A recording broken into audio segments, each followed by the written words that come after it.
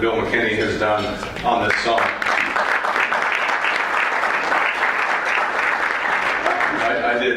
I don't know, I lost count how many of these I did when I was chairman before Bill, and it's truly a labor of love for both of us, because there's nothing more gratifying, I think, as a golf professional, and I think he'll agree, to be able to put together speakers that really impact all of you out there as teachers and golf professionals, etc. So, job well done, Bill. The other thing I wanted to announce, if you're not aware of it, on November 11th, our own Paul Levy from right here, somewhere around here, over at Toscana Country Club, will become president of the PGA of America. The first Southern Cal guy since Tom Adams. He'll be actually our third Southern Cal PGA president, so he will be inducted and officially take the chair at the 100th PGA annual meeting in New York City. Third thing I want to talk about, the teaching committee, the National Teaching Committee, has tried to get off the ground an initiative to create a digital database on PGA.org of teacher-to-teacher videos. A couple people in the room have contributed.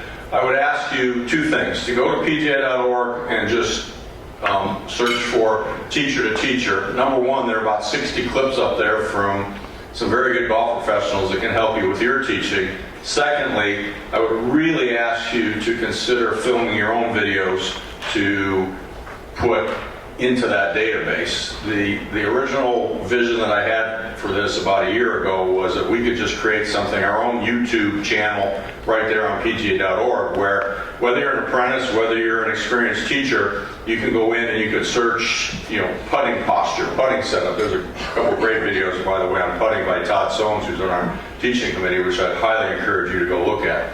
But we're having a lot of trouble gaining traction with this from people such as yourself, the teachers that are out there in the field actually doing some videos and growing that database. Hopefully it will grow over the years to become something significant. The second part of that is, except for our last teaching summit, 10 teaching summits, national summits from the past, videos from those are also part of that teacher-to-teacher initiative. So you can now go on to PGA.org and pull up, pick a number. Bob Toski presenting however many years ago that Toski presented, and there's some really, really good stuff in there if you are inclined to take the time to do that. And then finally, I wanted to talk about, as Bill mentioned, we've got our National Teaching Summit coming up. It's Sunday, January 22nd, 23rd, which is a Sunday, Monday prior to the merchandise show. So if you're going to Orlando for the show anyway, it's a couple nights additional lodging, but you're going to be there anyway. Sunday, Monday is the merchandise show, Tuesday is demo day, and then Wednesday, Thursday, Friday is the actual merchandise show. If you haven't been to a national summit, I would highly encourage you to. The entry is $375. They used to be $600, but thanks to the sponsorship by Omega, we're able to get the the entry fee down to $375. That includes 4 meals. It includes, probably we're going to give you a PJ backpack this year, but then the quality of the speakers is phenomenal. It's probably the best value we have overall with PJ Education. So just a brief run through of who we have confirmed so far this year as speakers. Mike Adams, who was our 2016 PJ Teacher of the Year, and Dr. Scott Lynn are going to talk on Mike's latest research. If you know Mike Adams, he's a savant in the instruction world. He's always working on new stuff, and really, really interesting speaker. We've got Henry Brunton and Rick Jensen on teaching and coaching juniors. We had Henry Brunton down here, I think 3 years ago to present. He's an outstanding guy on creating really solid junior players. We got Michael Jacobs and Sean Webb speaking on 3D. James Seekman teaching a short game. If you don't know James, you should. If you haven't read his book, you should. We've got our first panel, which is on driver instruction, increasing speed and power, with Sandy LeBeau, Randy Smith, and Andrew Rice. We've got teaching putting with Todd Soames and Kevin Weeks. Possibly, we're working on a guest speaker, possibly related to the Ryder Cup, but not confirmed yet. We've got Dr. McCabe speaking on excellence in teaching. This guy is really, really good. Golf Tech has been doing a study. They've compiled all the videos and all the lessons they've given over the years, and they're going to give results on what they have found. We've got another panel on faults and fixes, which includes Brady Riggs from Southern California, Chris Dunn, Dana Rayner, Brad Redding, Mike Duffy and Eric Handley on ground forces, the future of technology and golf instruction with Dave Phillips of TPI. We've got another panel on building a golf factory, which is creating new golfers, how to get you building your business and building and retaining golfers. We've got a biomechanics live lesson with Todd Anderson and Randy Myers.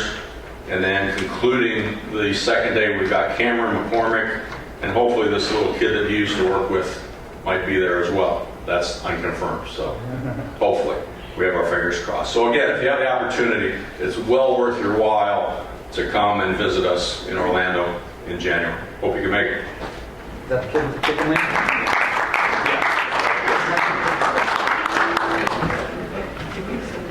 Do that, it's awesome. All right, you know, back in the past, I used to do a lot of yoga, and I recognized it really helped my golf. You heard me yesterday talk a little bit about having a bad back, and what golfer doesn't have a bad back or shoulder or something.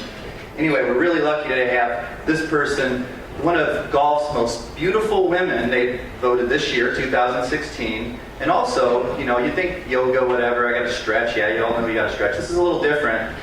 Katherine works with, let's see if I can do this off the top of my head, the Texas Rangers, the Oakland A's, San Diego Padres, the Dodgers, and a little team called the Cubs. And that's pretty awesome. Let's put our hands together for Katherine Roberts.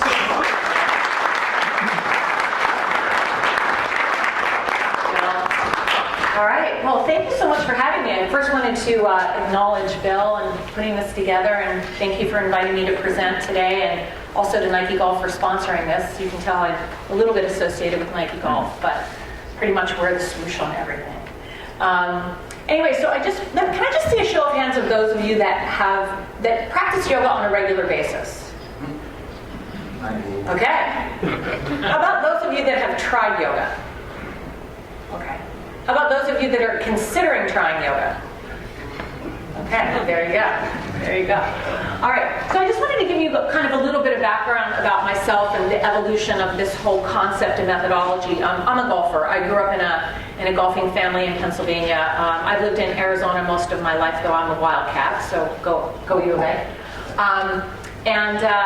But I always tell this story that I remember, like one of my fondest memories as a little girl was the sound of metal cleats on concrete and the smell of scotch, because that meant that my dad was coming to scoop me up when I was a little girl and spend time with me, betting for quarters on the putting green. And as the youngest of 5 kids, to be able to have time alone with one of your parents is a very special thing. And I remember too, my parents would have dinner parties, and I was very little, and I remember my dad saying to my mom, remember at Dorado on hole number 7, you hit that shot, blah, blah, blah. And Mom's like, yeah, I remember that. I guarantee you she doesn't know what she had for breakfast, but she does remember that shot at Dorado.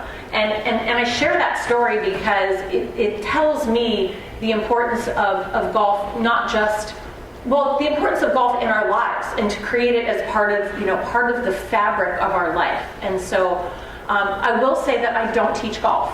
I'll tell you a little bit of the story about how I evolved with this. So I live in Scottsdale. I also have a summer home in Vancouver, Canada, and I was playing to about a 28 handicap at the time. And I got invited to play out at Desert Mountain. And the woman I was playing with was a 5 handicap. And I thought, okay, well, whatever she's doing, I need to be doing that. Well, turns out she was a yoga instructor. And this was 18 years ago. So 18 years ago, yoga wasn't what it is now on every street corner. So what happened to me personally was my handicap dropped to a 16 very, very quickly.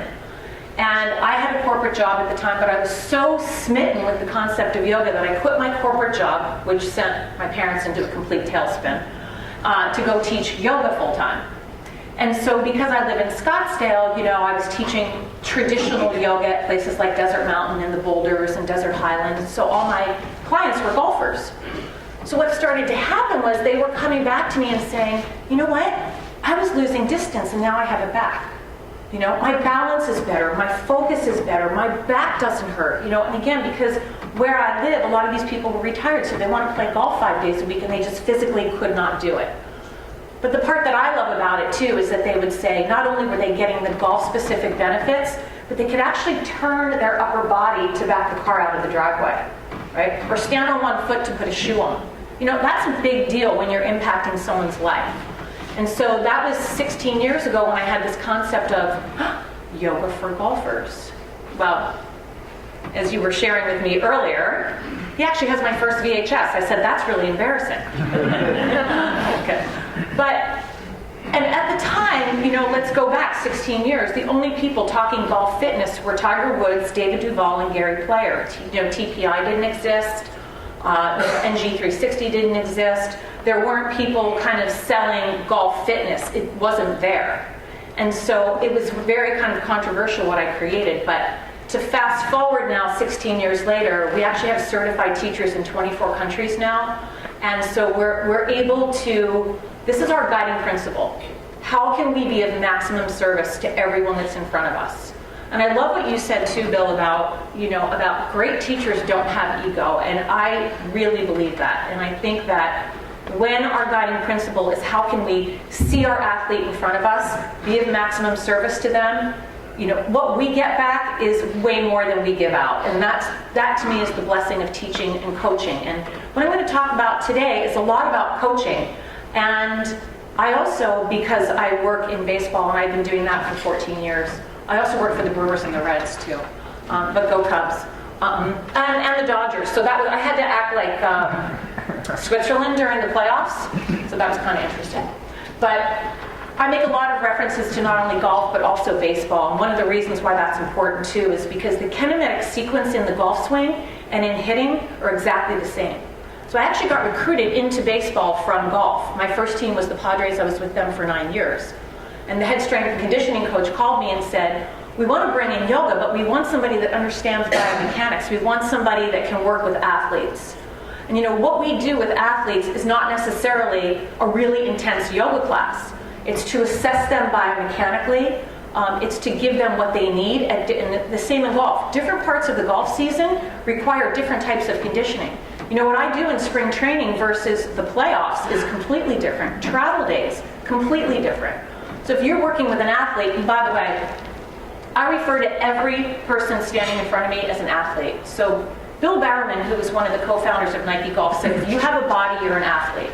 And that's how I treat every person standing in front of me. And by the way, if you want to see a 75-year-old man's eyes light up, call him an athlete. Right? So, okay. And by the way, I prefer that the presentation be not me talking at you, but we collectively go through this journey together. So if you have any questions or any thoughts, just raise your hand and we'll get after it. Okay. So this is just a little bit of a testimonial from Hank Haney. I actually wrote a book with Hank called Swing Flaws and Fitness Fixes in 2009. And I teach a lot with Hank. I do a lot of golf schools with him. We actually go back all the way to the ESPN golf school days. Anybody remember those? Is that a yes or a no? Okay. So Hank and I have been friends and working together for a very long time, and he helps me with my swing, and I pretty much keep his back in shape. So this is Tim Mahoney. As you guys know, I know he was the lead speaker last year. Tim and I teach a lot together as well. So what's interesting is that, again, I don't teach the golf swing. I teach movement. I teach analysis and movement. So if I'm with a golfer and he says, you know what, should I turn my left foot out? I say, you better ask Tim. I have no idea. Even though I have an idea, but that's not my job. I say my job is to make sure that you have the choice as to whether you want to turn your left foot out or not. That you're not turning your left foot out because your left hip is so tight that you can't get to your left side. So Tim and I do a lot of work together. We actually, I'm getting ready to just go teach with him, and he's just fantastic. And you guys all know Tim, right? Yeah, I love Tim. Tim will walk up to a client and he'll go like this. He'll put his hand on the shoulder and get this close and go, "Any questions? We good?" I love his personality. It's great. So actually, what I want to do is, because the topic of this conversation is about bringing the body and the swing together. So we have two videos that I want to show you briefly. You ready, Brianna? Two videos that I want to show you that Tim and I created together. They're also on Troon Golf's website too, and they're on my website. But I just wanted you to see how we work interconnectedly with the golf professional. So here we go.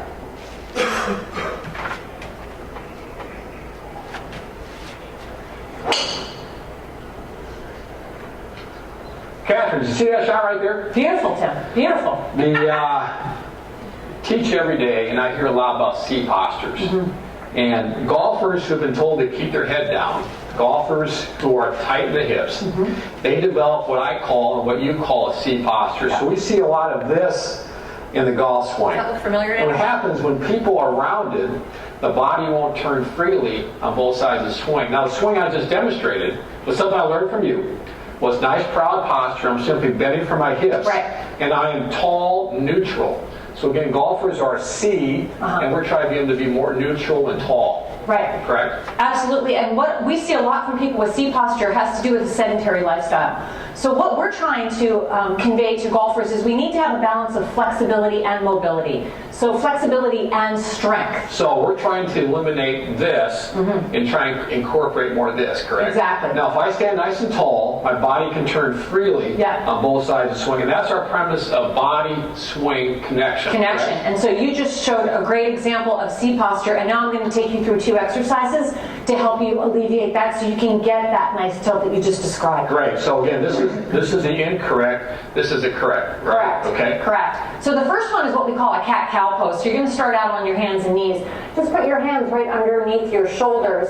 And what I'd like you to do is you want to press your spine. We're talking about thoracic spine primarily through here, which is where the C posture is. So you press your back towards the ground, and then when you exhale, you pull your stomach in and push up to the sky. Okay, so that's the flexibility piece, and you could do that 20 times. I can probably do the same thing with the golf ball, correct? So if I'm rounded, I can incorporate the same motion and get the correct posture. Actually, you could even do it while you're standing. You could even do that position while you're standing. Because golfers are this way and need to be more this way. We want to get them more extension. Great. Let me show you one other one, and this is called a cobra pose. So now you've done the cat-cows. So now as you lower down, you bring your hands back behind you, and you roll your shoulders back, and you squeeze the shoulder blades together. So what we're doing here is we're actually getting more strength and stability in the mid-back so that you can maintain that proper alignment that you just referred to in the address position. And we have to maintain that strength and mobility during the entire swing, correct? Correct. So if I'm rounded in the C, I've got no strength, no mobility. No. But if I'm this way to dress, I can maintain that strength and mobility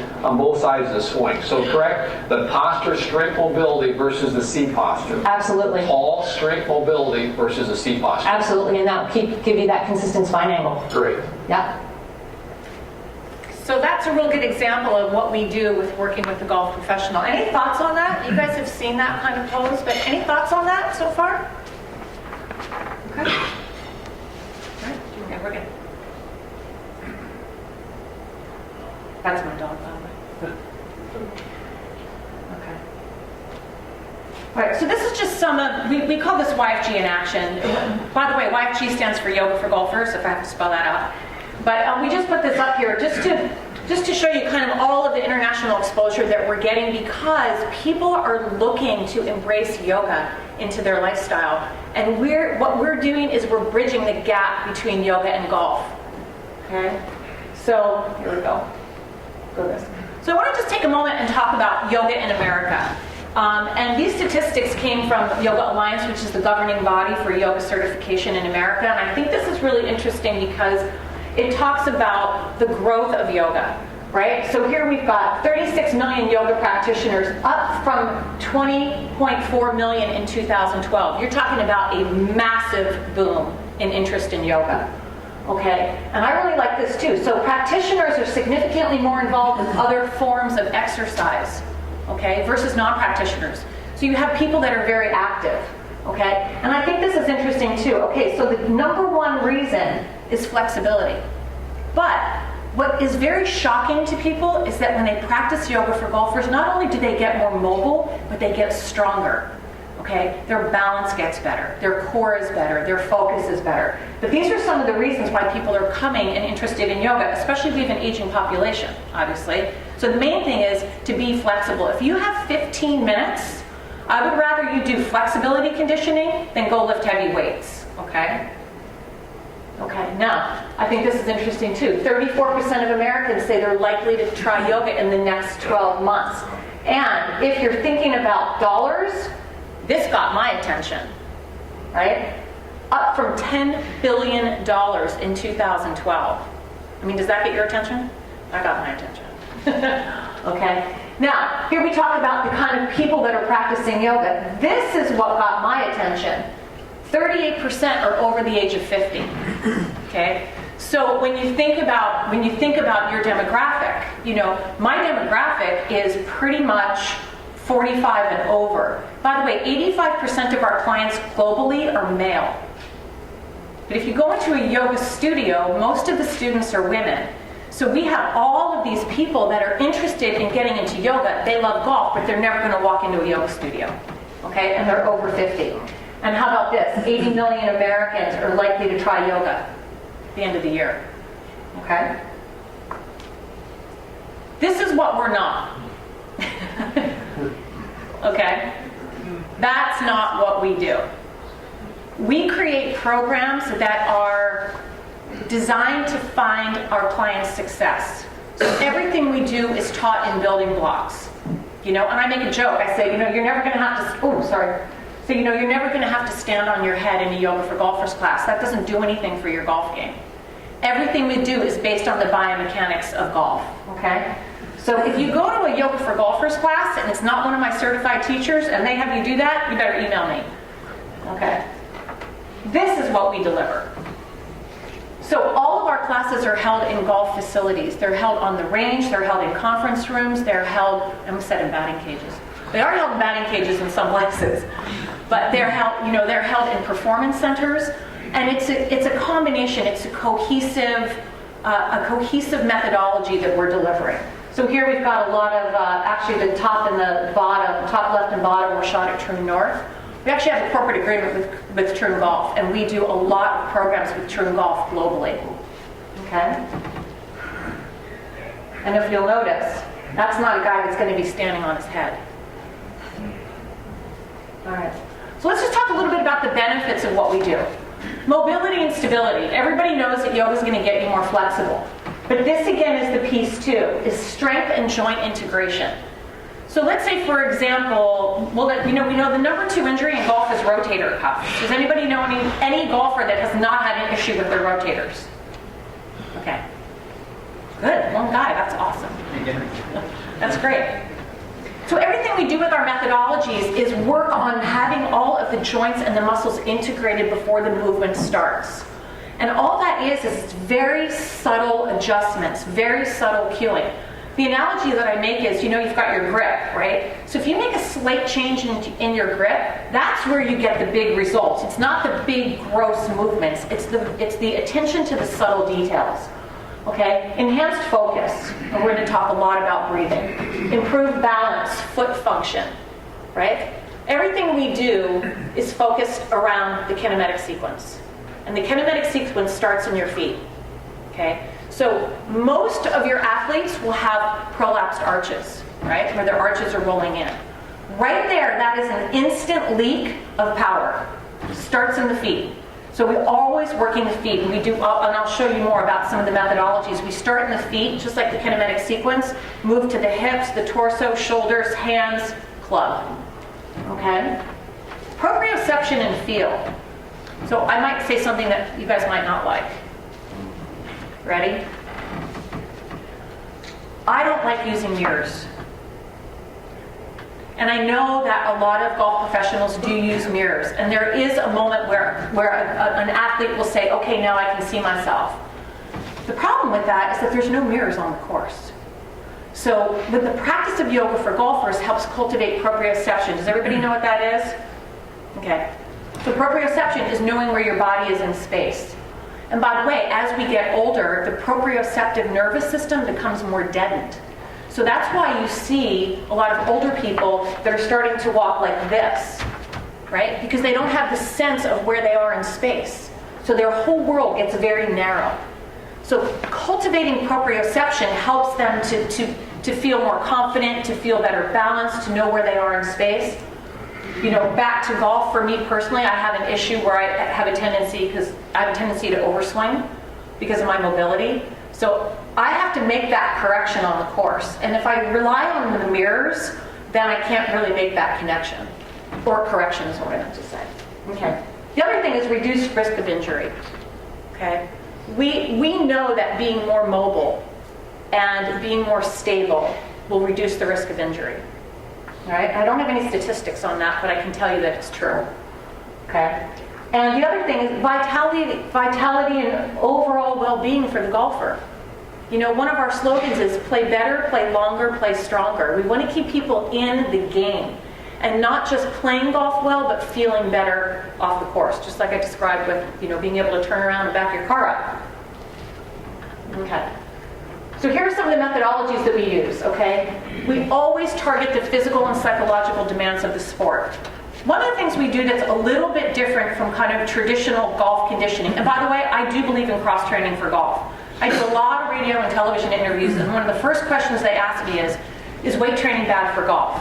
I say weight training is great for golf if you're doing it the right way, right? And it needs to be balanced out with flexibility conditioning, okay? But the other thing that we do is we focus on the psychological demands of the sport, right? So I love this. Golf Magazine, I don't know how many years ago, did a reader's poll. And they said, how many of golfers in the reader's poll thought that golf was psychological? 87% said they thought golf was more psychological than physical. And then they said, how many in this reader's poll would seek out a sports psych? Guess how many people would seek out a sports psych? 2%. So you know there's an issue, but you don't know where to go, right? And that's what we do in yoga for golfers, is we talk a lot about breathing, about yoga concepts of being focused and centered. And we'll get more into that a little bit later. The other thing we do is we do progressive triplanar sequencing. So if you think about, and I call it progressive because everything we do is in building blocks. This happens all the time. I can have a 35-year-old hypermobile woman on a mat in a yoga for golfers class next to a 71-year-old man in a back brace, right? So I have to make sure that everyone gets what they came for. And I'll tell you this, that situation with the gentleman who was 71 in the back brace was an orthopedic surgeon from Denver.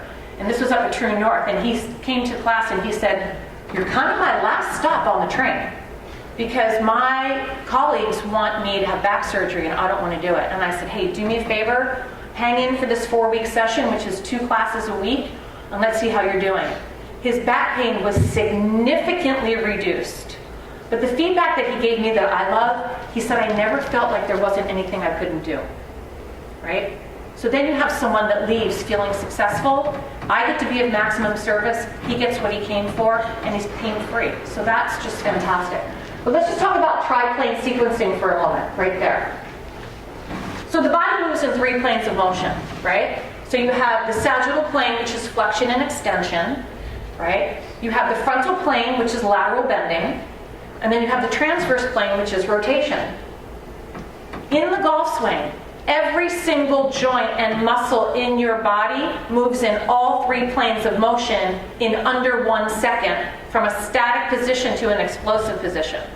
Does that get your attention? That's challenging, okay? The other thing is that when you're flexed, you're laterally bent, and you're rotated, it puts the maximum amount of shear, torque, pressure, compression, shear forces on your lumbar. It's the worst position you can be in. Okay, this is why 65% of golfers have low back issues. Okay, so that's why what we do is train our golfers in a way that's all triplane in motion, all in building blocks. Okay, again, everything we do is based on the kinematic sequence. All right. We also talk about gravity-ground reaction forces because everything starts in the feet. Our golfers need to be able to make the connection to the ground. And one of the things I do with Tim, I'm going to take you guys through this with all of our golf schools that we do together, is we do a practice where we get our golfers to feel the connection to the ground, right? What do? First thing you do, address position, little waggle, right? You feel the connection to the ground. If golfers don't know how to do that, there's a power leak right there, okay? So, mindset conditioning, okay? We're going to talk more about that when we get into breathing. The other thing that we do that I think is grossly under talked about is post-round regeneration conditioning. Rest is as important, if not more important, than activity. Now, of course, too much rest, not so good, okay? But the regen, the post-round, by the way, and that is not the 19th hole. Okay? But we have a whole program that you can give your golfers, and let me say this. This is huge for you and your profession. Because if you're in the shop all day and you're on the range all day and you're with clients all day, you need to be doing things that help your body regenerate, come back into a state of homeostasis. So everything that I'm going to show you around post-round is also for your health and well-being, which is obviously critical, okay? And we talked about this. Always have modifications to ensure success. Safety is key. I've never, let me knock on wood. Superstition. In the 16 years I've been doing this, I've never had an athlete injured. In the 14 years I've been working in baseball, I've never had an athlete injured, right? More is not better, you know. More, I would say, mo flexible ain't mo better, okay? Integrated, purposeful is better, all right? Any questions? Nope. All right, so let's talk about breathing. Anybody know when they breathe in their golf swing? And I'm trying to take $50 off you. What? How about before? Before? Okay, so what? When you're lining up the target, you take a big breath? And then about halfway out, I don't know where I read this. Breathe in pretty full, about halfway out, hold your breath and swing. That's what I heard. Anybody else? Thoughts on breathing? Go ahead. I'm trying to do my juice, breathe right before, relaxing very well. What? Deep breath will come, I want to hear. Big inhale, big exhale, and then take away. Yeah. Anybody else on breathing? Do you coach breathing? Yeah? Raise your hand if you coach breathing. Okay. Okay. And so it's a very personal thing. Most people breathe like hamsters. Ever seen a hamster breathe? Okay, that's how most people breathe. And the breath is right here, so it's like, right? And then the C posture and the forward head position, and they wonder why they have no energy. Okay? So what we coach is long, deep, diaphragmatic breaths. You know what? Sit on the edge of your chair. Let's do this together. Just sit up, sit on the edge of your chair. Okay? A diaphragmatic breath means that actually your rib cage moves. Okay? So all I want you to do is take your fingertips on your rib cage. Okay? And the breath is in and out through the nose, right? You don't want to coach this. Okay? All right? So you're going to inhale for a count of 4. 3, 2, 1. And then exhale for 4. Let your shoulders drop. 3, 2, 1. Good. Inhale for 4. 3, 2, 1. Exhale, let your traps drop down, let the tension leave your body for 3, 2, 1. Okay? That's how you teach breathing. Okay? None of this belly breathing. Guess what? Your lungs aren't down in your belly, so forget that. Okay? Okay? I hate when people do that. You're going to do the belly breathing. Your lungs aren't here. Okay? All right, so the reason these are all the reasons why coaching breathing is important for your athletes. The number one thing is to reset their mind, okay? So, you got a 3-putt. You're walking to the next tee box. How do you walk to the next tee box? Like this. Right? I'm holding my breath. If I'm holding my breath, my body is full of tension, okay? Now there's a concept called eccentric loading and concentric exploding, okay? A muscle must be relaxed to load. Okay, so I coach a lot of athletes across the board too. I have a jiu-jitsu client that I coach. Actually, one of my MMA fighters just won. She's going to the national championships. You guys should Google Julia Budd. Okay, but my client, who's a jiu-jitsu fighter, really gave me a really interesting story. He said when he's fighting jiu-jitsu and the opponent is relaxed, you're in trouble, because it means that he now has the ability to load. If the guy's already tight, he has nowhere to go. So if you have a golfer that's standing over the ball and they're already tight, does this look familiar? They got nowhere to go. But if they're relaxed, they can lengthen and eccentrically load the muscles so that they can efficiently, effectively, consistently, repeatably, concentrically contract and load the muscle and explode the muscle. Okay? So if you've got a golfer that's tight, in their mind, in their breath, you're going to have a problem. Okay? Also, breathing helps with better tempo. right? If my hands are really tense, it's going to affect my tempo and my feel, okay? The other thing is, this is a yoga concept called one-pointed concentration, all right? So, in a 4.5-hour round of golf, you're only playing about 14 minutes of golf, right? And golf requires one-pointed concentration.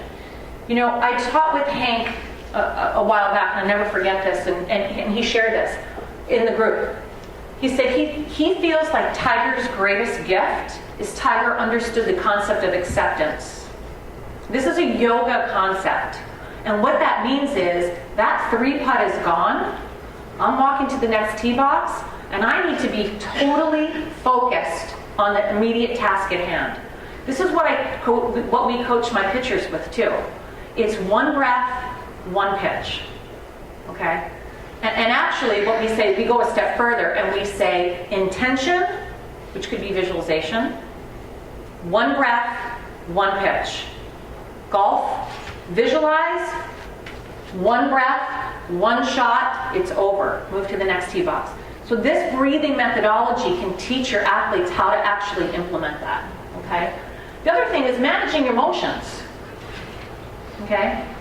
I'm mad, and let me back up. It's also managing a great shot, right? It's not necessarily a bad shot, it's a great shot. So it's managing the emotions as you go throughout the whole round. It's not just a negative thing, okay? The other thing is energy management, okay? So right here. Athletes that hold their breath are burning up energy unnecessarily. So if you've got an athlete that is absolutely getting exhausted on the 13th hole, teach them some of this breathing that I'm going to teach you today, right? When you pull your low belly in and you lengthen up your rib cage, then your diaphragm actually has the ability to expand and contract. And then I can bring more blood flow to the brain. I can bring more energy to the body. Okay? But without that, things start to get contracted. All right? So we're going to talk about assessing the parasympathetic nervous system. It's on the next slide. And proper diaphragmatic positioning. So it's really interesting that if your diaphragm is not properly positioned to be able to take a long, slow, deep breath, your diaphragm in the incorrect position from lifestyle, sitting, driving, golf, okay, can actually affect your mobility. My diaphragm is not properly positioned, it will affect my scapular mobility. Okay? So there's a whole thing that goes along with diaphragmatic positioning, and that would be a whole nother presentation, but we'll keep moving. Any thoughts? How about breathing? How about some of your experience with your clients and your students on breathing? Go ahead. Go. It sort of seems airy-fairy. I mean, not to me, but to them. So, can I just please have my golf lesson? Does that make sense? Uh-huh. I don't want soft music and philosophy. I just want a golf lesson. Right. I appreciate that.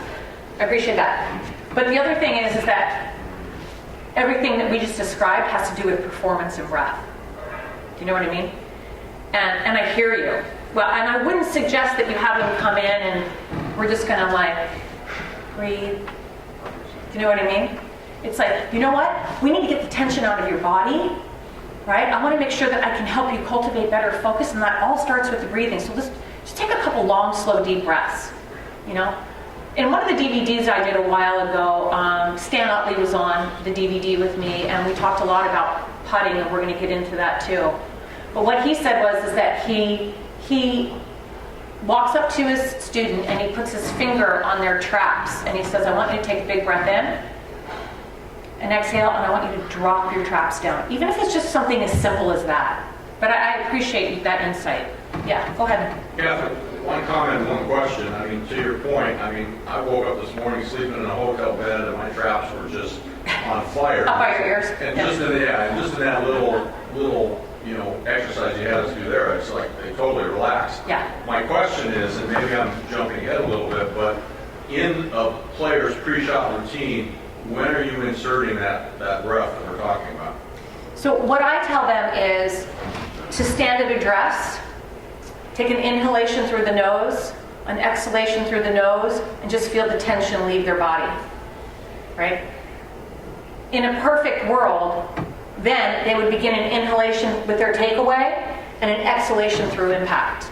Because if you think about it, when you weightlift, right, you don't inhale to create maximum velocity and muscle contraction, right? You exhale. That makes sense to everybody, right? So if I need to create maximum velocity and impact, I want them to go, right? But if we're focusing on breathing, are we not taking away from focus on target and execution? No, I think it should just be interjected seamlessly, right? Not so much focus on it. That's why I say even to just get them to be breathing, just to get them to take a long, slow, deep breath in their, before they begin takeaway. So it's not so much in their head. Do you know what I mean? Yeah. They go they're interconnected. So, you guys familiar with focus band? Okay, so Henry actually came to my level 1 and level 2 yoga for golfers certification this year in Vancouver in July.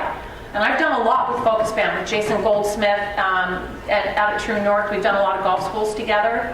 And what I was going to say is that so I was going to bring up Jason Day. Okay, so Henry from Focus Band coaches Jason Day on his process. And that's what we call it. We call it the process. It's not necessarily a pre-shot routine. It's a whole process, right?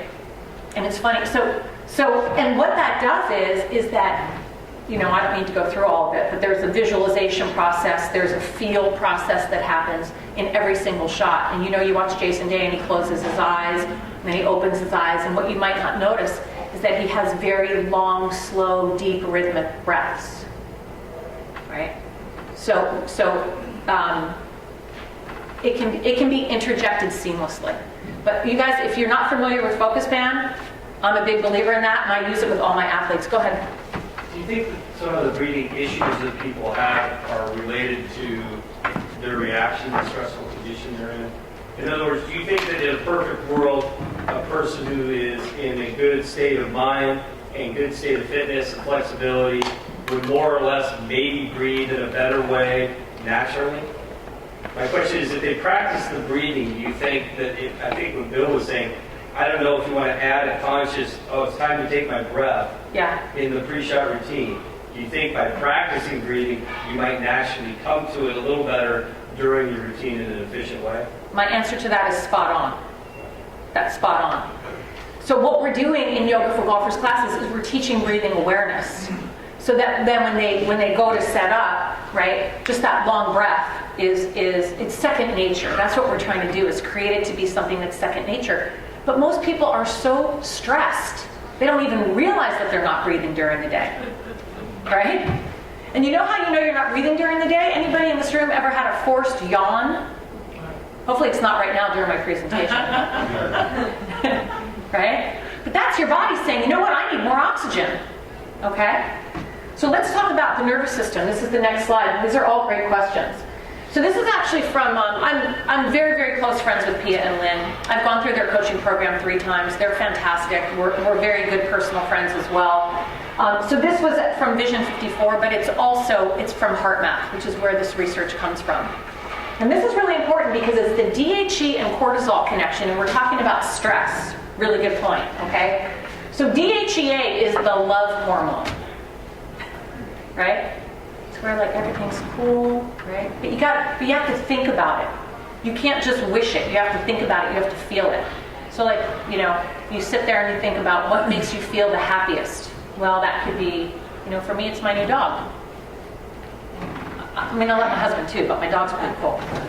Okay? Cortisol is the hormone that pumps through your system when you're stressed. Guess what? Disease sits right there. It causes inflammation in the body. It affects brain function. Okay? So, if you look at this, let's say this is the nervous system. Right here is the sympathetic nervous system where there's adrenaline. Okay? So give me some feedback. When might a golfer, one of your athletes, be in a sympathetic nervous system, high adrenaline state? First tee. First tee. Open up the water right. Top of the backswing, what? We left water right. There you go, okay? But those are real things, right?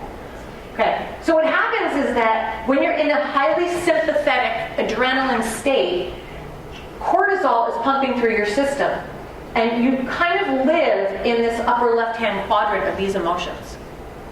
Okay? Now, cortisol loses brain, does not facilitate good choices.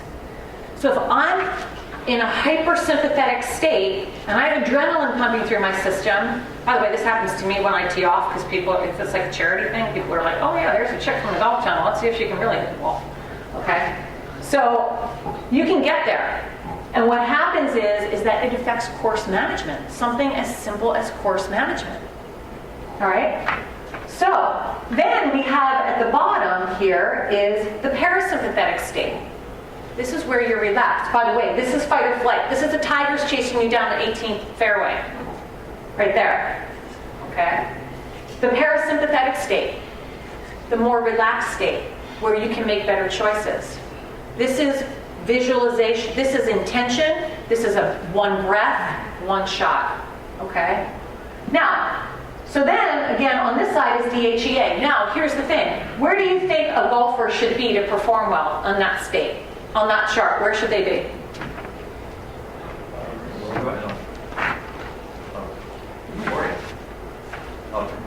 So this is where I think they should be.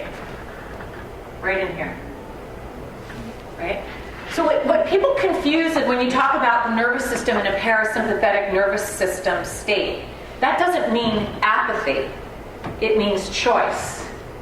So if we have, I'll keep this gentleman anonymous, but he's a PGA Tour player that I was working with.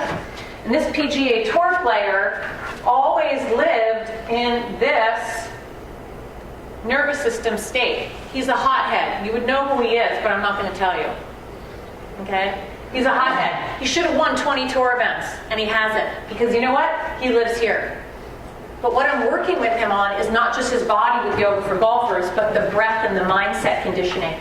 So what I say here is, I want you to have a choice. Just like I want you to have a choice to turn your left foot out, if that's what you guys want them to do, I want them to have a choice. That they can access any part of that nervous system instantly and come back to the middle. That's what I call it, is I want you to be able to come back to the middle. Find your middle. Find your middle. New product, new DVD, find your middle. Okay? Any thoughts on that? No? Okay. Okay. So we're not going to spend a whole lot of time on this, but what I wanted to say is that this is called the 8 limbs of yoga. This is the foundation of yoga, okay? And the reason why I put this slide in here is because what we're teaching is more than just movement. So we're teaching things like ethics, personal conduct, which by the way ties into practice. Do your golfers practice with purpose? Or are they just standing over balls, banging balls? Okay? This is a yoga concept that we talk all about with our golfers and my baseball players too. Breathing, we've talked about that. The physical practice is all what we call asana, so that's the physical practice. That's kind of the obvious. Okay? These others are the non-obvious. This is really important. The 5th limb of yoga.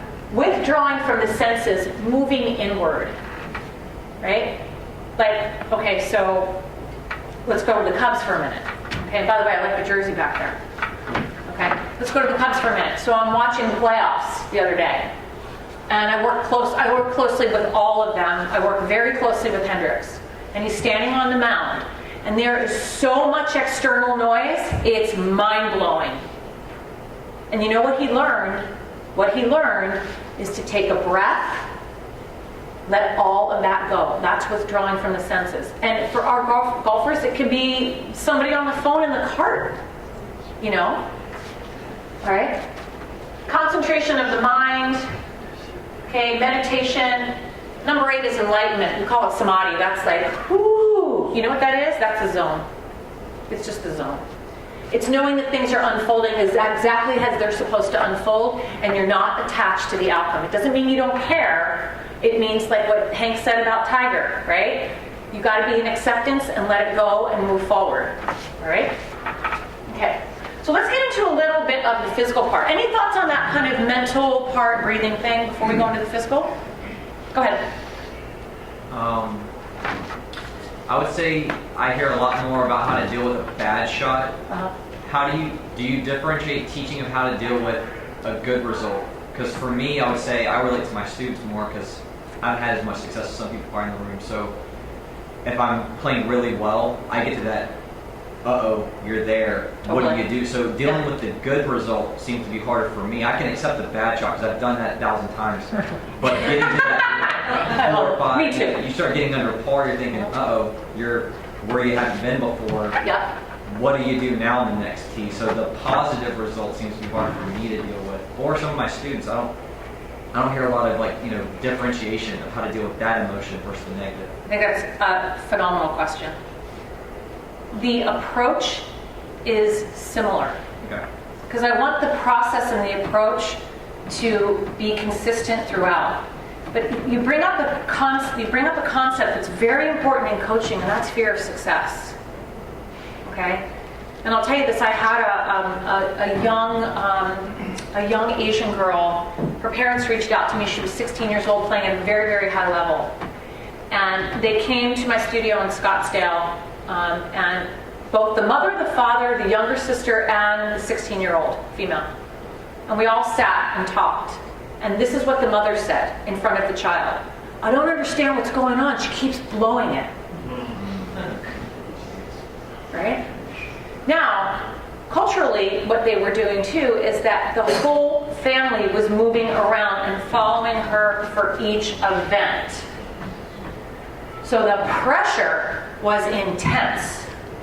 So I said to the parents, I said, I just want to talk to her by myself. So I said to her, tell me what success looks like to you. What does winning look like to you? And she said, it looks like more pressure, more practice.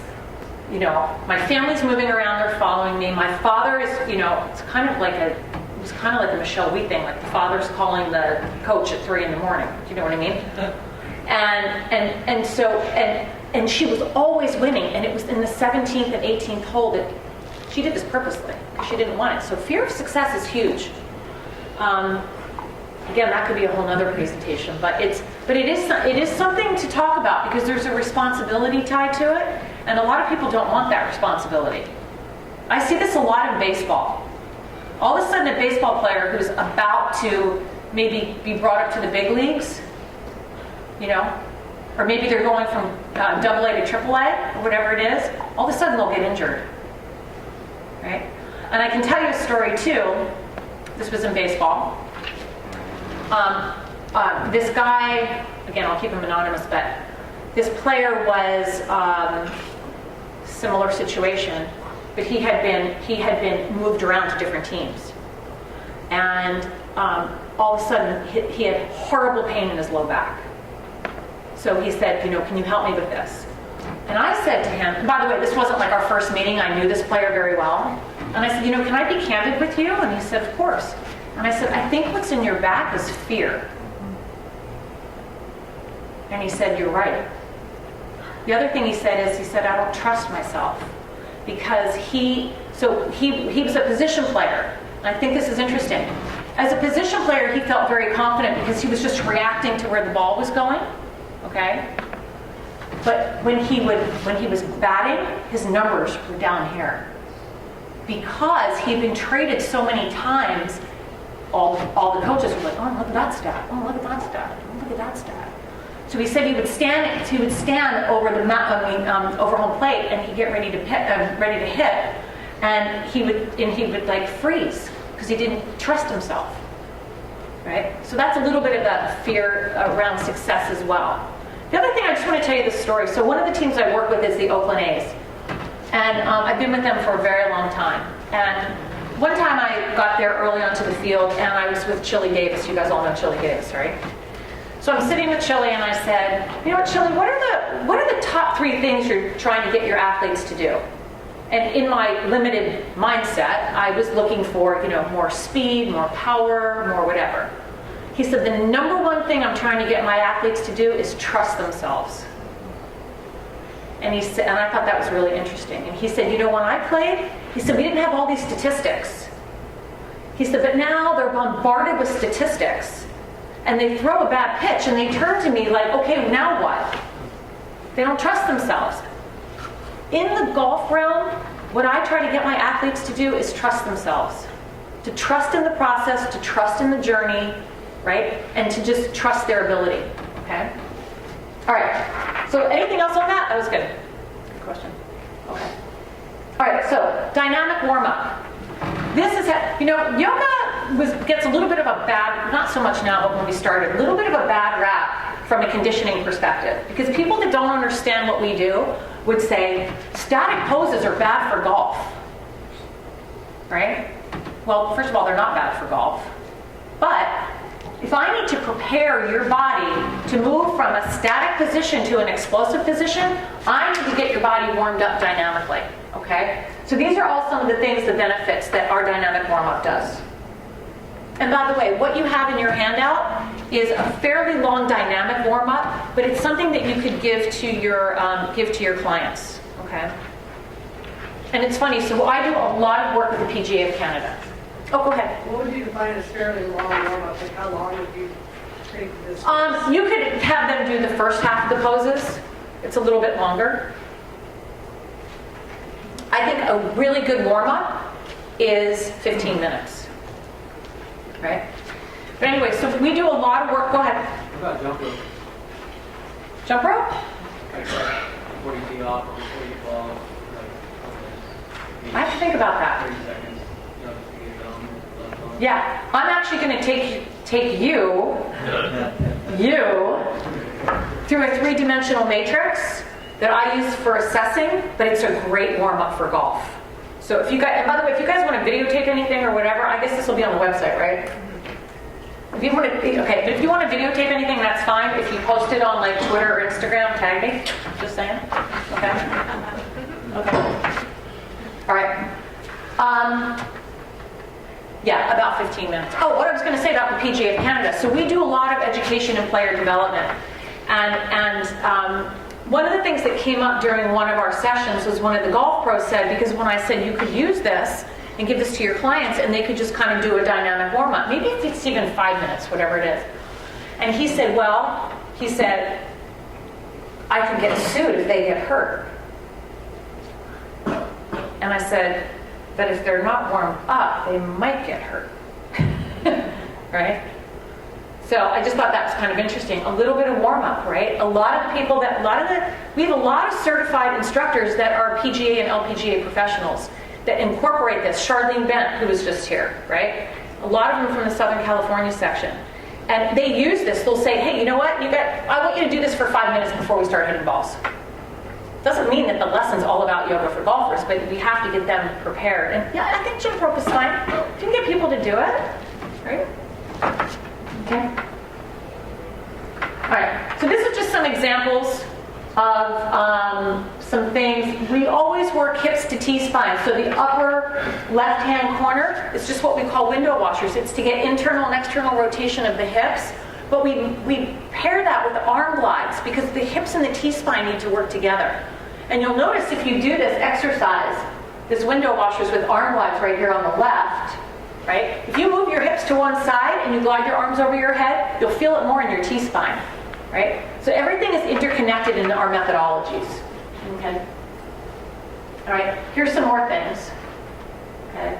So again, triplane motion, right? So this Okay, so this right here, we're moving in the sagittal plane. Then we move in the frontal plane. Then we move in the transverse plane. By the way, this right here, these two poses, and I'm going to show you Doug Hammer from True North doing this. If you got issues with your back, this will unlock your back in about 30 seconds. Okay, now you're going to see. Okay, so let me just take you through this. How are we doing on time? Am I good? 9/11. 9/11, that's scary. Round out. Okay, good. Oof. Okay. All right, so I want to show you this video. If I just hit forward, will it go? Try it. Inhale, exhale, drive your hips. Inhale back. Exhale, drive the hips. Good. Now pause there. Pull the left femur back. Yes. Bring the left arm up. Good. Now from the center of your core, stretch up through your left lats. Take an inhale and stretch it over to the right. Exhale back. Inhale over to the right. Exhale back. Inhale over to the right. Your lats are the big turning muscles of your torso. It's going to help you get more extension and arc in your swing. Good. Now, come back to center. Pause there. Bring the left arm in front of you. Bend it at a 90-degree angle. Integrate the shoulder back into the socket. Now we've got a strong Take lower an inhale body. and turn towards me. Supporting coiling over that stable lower body. Exhale, turn and reach past the shaft. Inhale, roll open. You guys can all do this, Big right? thoracic turn. Exhale, bigger turn. Good. Inhale, open. Exhale, turn. Nice. Now, turn towards me. Drop the club. Right arm, left leg. Level 1, twist towards me. See, now this guy's If you're going to happy, stay I on want you this to stay level right 1, there. where You don't these need guys to are going to move move any forward. further. If there's more, right hand down, left arm up. And twist. Keep that left knee hugging the center line of your body. If there's more, right elbow, left knee. Right hand comes into a fist. Left hand sits right on top. Really good shoulder Take a big inhale, disassociation over pull the the low hips. belly in, pull the chest forward as you exhale, and turn. If there's more, back toes under, left knee off the ground. Massive power right here. There you go. You guys can all do that, right? Sure you could. Sure you could. Okay, this is Doug Hammer. He's Director of Instruction at Troon at Troon North. And we do a lot of golf schools together, but I wanted to show you this. This is the hip drives with rotation. This will help your back instantly. Drive your hips, rotate your torso, come out of the rotation, come out of the hip drive. Good, you can do that 10 times. Oops. Okay. Drive your hips, rotate your torso, come out of the rotation, come out of the hip drive. Good, you can do that 10 times. Have you noticed that I haven't shown you one down dog? Okay. What we do is not what you would find in yoga studios. These are our clients. These are the people that we want. They don't need to do a down dog, but they need shoulder integration so that when they rotate, the shoulder doesn't come out of the integration of the shoulder joint. Okay?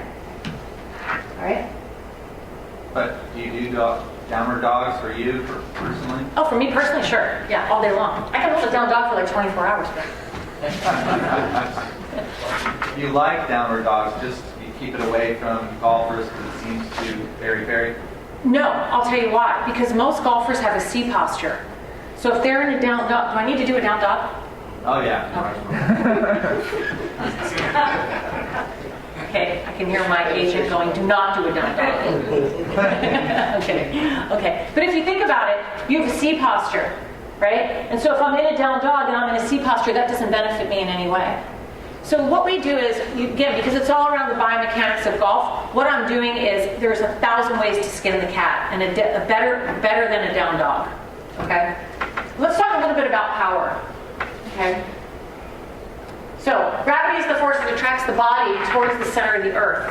An athlete must react to the ground to oppose this gravitational force to move his body. Therefore, better athletes build more ground reaction forces to generate more power and speed. Okay? You should really take a picture of that because this is all about power from the ground. Okay? Right? Now this is Gary Gray from the Gray Institute. And the Gray Institute is very, very well respected biomechanical organization out of Detroit. I actually went through their year-long program a few years ago, and so what I have now is what's called a fellow in chain reaction biomechanics. So I take all that into this work, but the power from the ground is just critical. I'm going to have you guys do something. I'm going to have you stand up, spread out a little bit.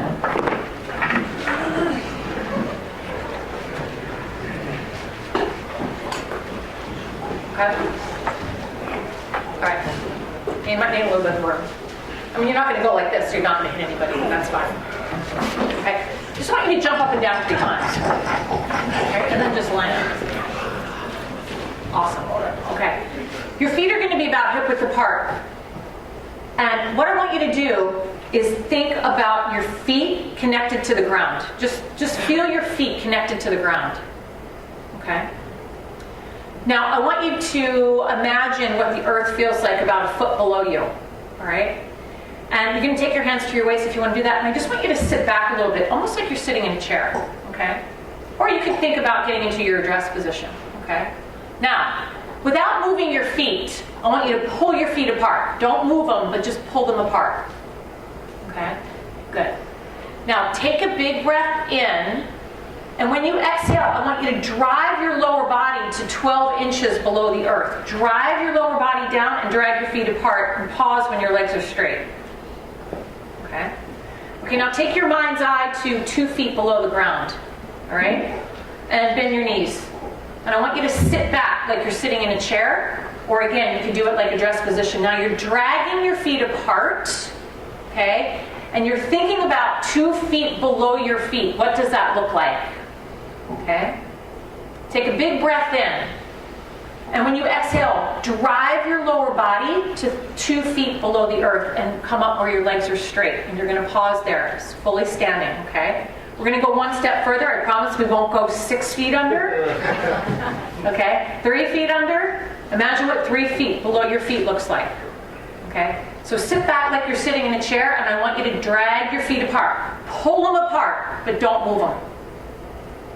Okay? So maybe a little waggle right here. Okay? Take a big breath in. Exhale, drive your lower body 3 feet below the earth and come up to standing. Okay? And now feel what your lower body feels like right now. Okay? Now move your feet if you can. All right? And now get into your address position. Okay? So now you're at address. Can you feel that your lower body is connected to the ground now? Right? More so than if you maybe just stepped into address. So like that process, you guys can have a seat. Thank you for doing that. That process is what I do at every golf school with Hank, with Tim, with Doug Hammer. I mean, that took 2 minutes, right? But if we need to train our athletes to generate power from the lower body, they have to feel the connection to the earth. The other thing is energetically, we are so up here. I'm being bombarded, it's all up here, it's constant, I'm running, I'm going, I'm doing, and then you want your athlete to feel the connection to the ground. They can't. Especially if you have a golfer that comes to you right out of the car and immediately wants to just like hit balls, let's go. Take 2 minutes and do that. I guarantee you you're gonna get better results. Okay? Okay. So this is what we call power poses. This is where we use our standing static poses. We call it load to explode. Okay? You need to be able to load the muscles if you want to explode the muscles. Okay? So these are all the things that our standing power poses do. And I just want to take a moment to talk about foot function, and then we'll talk a little bit about endurance. All right? So I touched on the fact that, if you have prolapsed arches, okay, that it does affect the kinematic sequence. Right?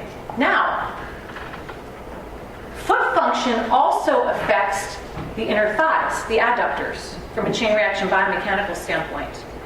So it's very important that we're able to, in golf, right, coil the body over a center line. But if my adductors are weak because my feet are flat, like if I just stand here, right, so you guys can see me. So let's just say that my arch is prolapsed, right? It's like, I'm sure something's falling out right now, okay?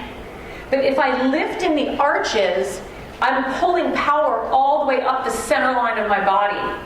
Just something that simple. And so all of our standing yoga poses do that. First thing we do is we set the feet, right? We pull power up from the ground, we push power back down, and it all starts in the arches, okay?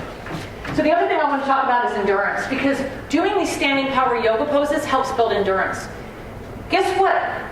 when your body starts to break down, what do you think is the next thing that follows? Your mind, exactly. I have a guy that I work with in DC, and he's won the senior club championship about, I don't know, maybe 10 times or something. And he has serious problems with his feet because he's, Canadian, so he plays a lot of hockey. And it's affected his arches. So what happens is that his body starts to break down around the 13th hole, and he's a very highly competitive athlete. So we work a lot on foot function and lower body to help his endurance. Okay, so I want to show you just, these are examples. This is a Yoga for Golfers class up at True North, and I have just a couple short videos about working with other athletes. Okay, doing standing poses. Inhale and rotate the left arm really from your torso towards the clubhouse. Exhale, tap the club. Inhale, turn. Exhale, tap. Good. Okay, I'm going to show you the next one. So I'm sorry, the reason I wanted to show you that is because it shows an environment of how we do a class, right? So we're right on the back of the range at True North right there. And if you also notice, there were a lot of different varying demographics in the class, okay? Now this guy is, this was at Capilano Golf Club in Vancouver, and he's a 4 handicap, super highly competitive guy. But the reason I'm showing you this video is because it's a good representation of independently firing the glutes and rotating the torso over a single leg balance. So in golf, right? So the only time where your glutes are really simultaneously firing at the same time is at address. Of course, if you have, they're going to maybe bend slightly, so there's a little bit more, but generally both glutes are active at the same time. In every other phase of the golf swing, the glutes are firing independently. So when I'm training my athletes, I'm training them to fire the glutes independently and to use the gravity and ground reaction forces and to expand out, okay? So I'll just show you 2 of these. Bend your left knee, pull your left hip back, extend your spine, left arm out. Take an inhale, rotate open, good. Exhale, rotate down. I want you to rotate from the deepest part of your lowest abdominals.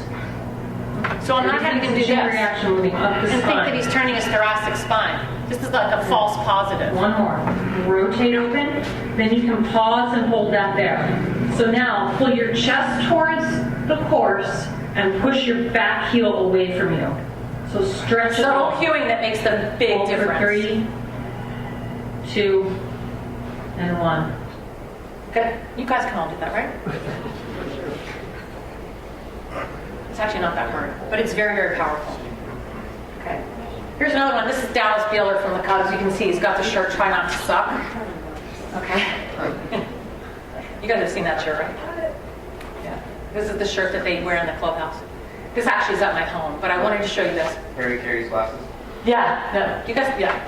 So what we're doing here too, same thing. Stable lower body and coiling.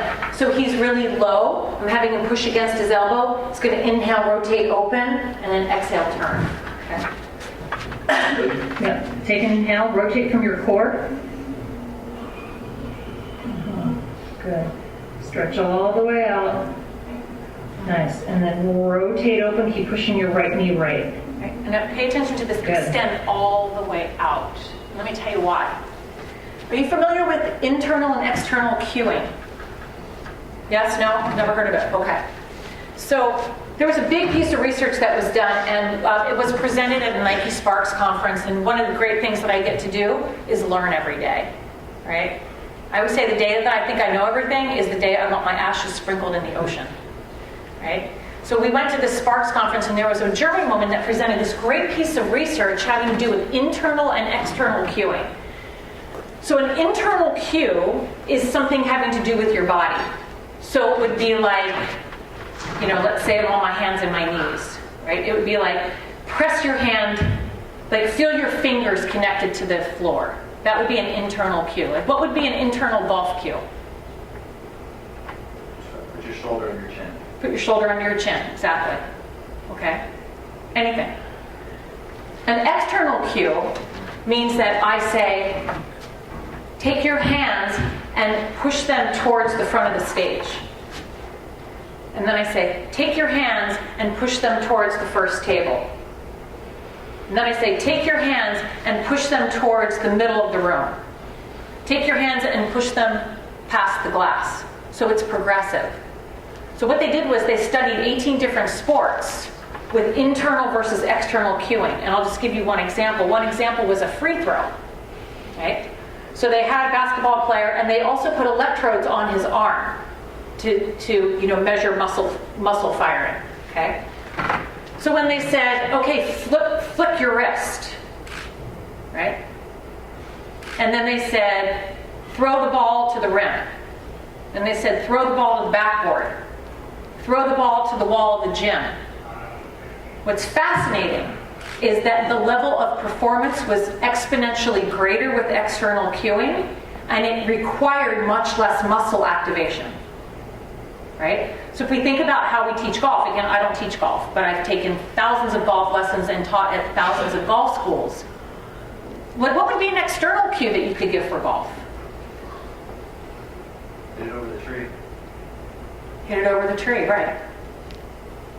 Something that's outside, but it has to be taught in progression.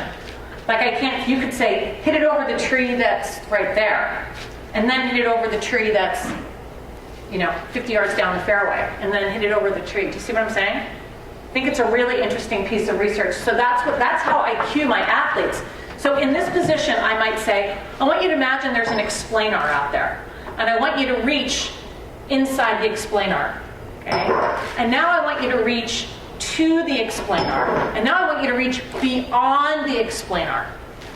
Okay, it's very powerful cueing to get performance. Okay? Let's see. Okay, so let's talk about balancing poses. Any questions so far? Are we good? Okay, balancing poses. So, we talk about independently loading the glutes separately. Okay, it helps balance in an uneven lie. I actually train some of my athletes with 1 foot in the bunker and 1 foot out. Okay? I mean, the only time you really have a flat lie is on the tee box. Okay? And some of those are a little question. Okay. And we talked about proprioception, one-pointed concentration, okay? Withdrawing from environmental dialogues. This is a really important thing, which is shifting the dialogue from negative to positive. So when I'm teaching a Yoga for Golfers class and I say, hey, you guys, we're going to work on balancing poses, you know what most of the guys in the room do? Right? So what we cultivate then is to just have one-pointed concentration, to just focus on the task at hand and stay focused the whole time. And what happens is they can balance them. And so I always make sure that they give themselves that positive feedback that I didn't think I could do that, and I did that. This is coaching an athlete, right? Okay. I want to talk about the negative to the positive for a moment too. So I have this friend of mine, and he did his master's thesis in golf. And what he did was this was at Arizona State University, and he sat off the 18th green for 2 weeks. And he asked every golfer that came off the course one question. And all he said was, how was your round? Okay, so what do you think happened there? The younger golfer said, oh man, my buddy fell into a cactus. I saw a snake, that was so cool. The older the golfer and the lower the handicap, the more negative the response. I can't believe it, I missed par by 1 again. I gotta get a new shaft in this thing. It's the putter's fault, it's whatever it was. I find that to be very interesting. Because what we want to do, we love golf. I mean, to me, when I'm in Scottsdale and the sun is setting and I'm up at True North on the Pinnacle course and the shadow on the ball is this long and the cactus is glistening, my God, what's more beautiful than that? Right? So it's like finding that joy. So we always have that conversation about the inner dialogue. The other thing is, so if you're familiar with focus band, then you're familiar with the concept of mushin, right? You guys heard that before or no? Okay. So being fully present. So what mushin means in Zen is no mind. Now, no mind is the balance on the left and the right, the balance of the left and the right brain. It doesn't mean you're unconscious.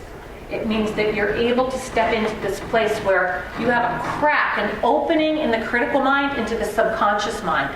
And the subconscious mind is where creativity sits. So would you all agree that golf is creative? I think it's very creative. So how can we teach our athletes how to move into that creative mind and trust themselves, right? We do that with breath. And this whole concept of this motion with focus band, this is exactly the process that Jason Day does. Okay, so when you watch him, closes his eyes, right? Because he's visualizing. He's waiting till he's in this state of motion to then pull the trigger. And it was funny. So I tweeted when Jason Day. I think it was the PGA Championship, and I tweeted out that I love that he's 100% committed to his process, right? So I'm listening to Sirius Satellite Radio because I listen to Hank in the mornings, and Hank said, "Yeah, you know, Katherine Roberts tweeted blah blah blah," and he said, although his process works, Hank said on the radio, it takes too long. So. Maybe it does, maybe it doesn't. I mean, who cares? All right, it's working. Jason's banker doesn't really care. What? His banker doesn't really care. Exactly. And so let me say something about that. With my pitchers, we teach this as well. Okay? And I had a pitcher, again, I'll keep him anonymous, but I had a pitcher that said to me that before I taught him this process, he always felt like the game was speeding up and he had no control. Right? Everything was moving too fast. But now what he knows how to do is stand on the mound, feel his feet connected to the ground, like we just did there, right? Take a long, deep breath, and he said, I feel like I'm in control of the pace of the game now. He's pitching the best he's ever pitched in his whole career. Now, the pitching coach comes to me and says, hey, you know what, Katherine, what you're doing with this player, we think he's pitching the best in his life, and we think it's you. But you know what I say? It's not me. I'm one spoke in a huge wheel, and everybody matters. And that's what I would say, too, to you, is that to have a team that you can go to. I mean, I have golf professionals that I refer clients out to all the time. They refer me clients. If I think that they need deep tissue work versus working with me, then I send them out to my person. But to have, I'm assuming you guys all have a whole team of people that you refer back and forth to. I think that's really important. Okay. Question. Mm-hmm. How does the baseball player talking about earlier about coaching on his batting technique when he was in the field, he was so confident, and how does that relate? I mean, when he's making a play and turning a double play and making a deep catch in the hole, how does he do that without being able to calm himself down, breathe properly, think through that, and find his state of motion? How does that automatically happen when it's an action that's happening that fast? Because it seems that you automatically go there when it's under the gun. Basketball players pull a jump shot. Do they visualize it? Absolutely they visualize it. Right. In an instant. So it all happens because I think that at the high speed, the interference that happens in our brain isn't existent in a sense. And the golf swing and batting and baseball, you're fighting that battle. But can you short circuit? In other words, could you speed up Jason Day's three-shot routine? Can he get to that state faster? Can you tell him, how come, and he plays basketball, I think, and you throw a basketball, shoot it. Throw a basketball, shoot it. Okay, when you hit a golf shot, can you get a little bit closer to that kind of a thing? It's just interesting because I agree. It works for him. He's making millions of dollars. Yeah. But I certainly would want to see a busy municipal golf course on a Sunday. Yeah. No, I mean, it's definitely too slow. I admit it's too slow. Holding a bush in. Yeah. 120 times. Come on, I gotta get a hot dog. Enough with the mushing stuff. Anyway. Mushing away from me so I can hit the shot. I think it's a really good point. And because golf is really what other sport? Golf and baseball, they're not like, in baseball they're reacting. Right? So when you're reacting, you're immediately going into something that you know how to do. Right? But in golf, when we're standing over the ball, there's so many things to think about. You know, I think it's a really good conversation. Yeah, I'm kind of a big believer that once you get into your routine, the breathing, I think that there are some things that I think you need to ready, set, go. Absolutely. But when you get to the go thing, I think, like we talk about external, you're basically reacting to the target, Definitely. just like you would if you were in an action sport. You're reacting to that Yeah, in an instant. definitely. Okay. I agree. I totally agree. Okay. All right, so I'm not going to talk too much about balancing poses because I think I need to get moving here. But the balancing poses, what we do is, again, we work in all three planes of motion. So I might, and again, we use balancing poses in the context to have that whole discussion.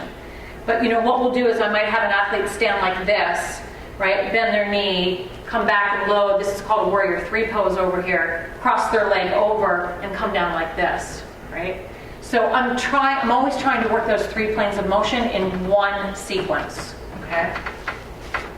All right, so core, flexibility. So I had a client come to me and say, I have a really bad back, so I'm with the PT, I'm trying to strengthen my core. And I said, okay, well, what does that mean? And he's like, I have no idea. Okay? So the core, by the way, is all the muscles of the front body, all the muscles of the back body, and your glutes. It also includes the pelvic floor, right? So the pelvic floor needs to be activated. In weightlifting, all great weightlifters, power lifters know how to use the pelvic floor because it stabilizes the transverse abdominis muscles, okay? So in the core, but from a golf perspective, supports better posture at address, okay? Can help you maintain a consistent spine angle throughout your entire swing plane. You need to have a strong core to do that. I've never had a golfer do a crunch, right? There's ways that you can do it by engaging the low belly. I'm gonna have you guys stand up. I want you to feel this.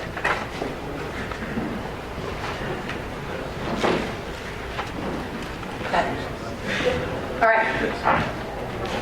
So, I want you to take your hand below your navel and above your pubic bone. Okay? Right? And I want you to gently draw that towards your spine. Gently, so not like this. Okay?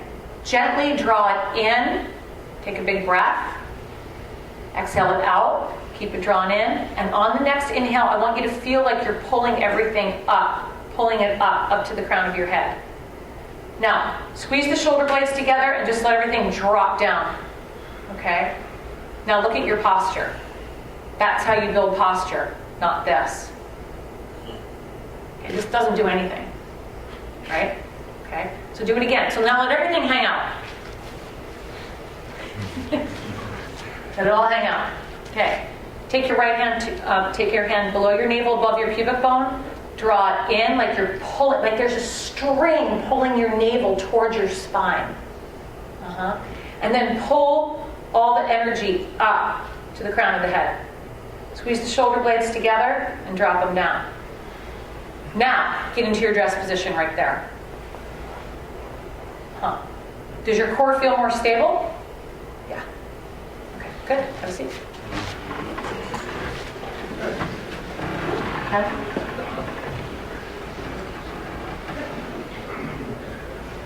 I did a whole DVD just on putting. Because what happens is a lot of people don't practice putting because it hurts their back. So the core is very important to maintain that angle in putting because you're there for an extended period of time. The other thing is that the thoracic spine, which lies right through here, the thoracic spine is responsible for movement of the shoulders.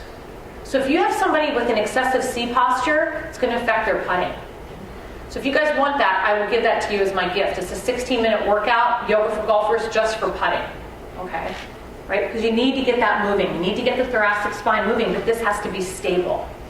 Okay? So let me just show you this one thing. This is one of the core stabilizing sequences that we do.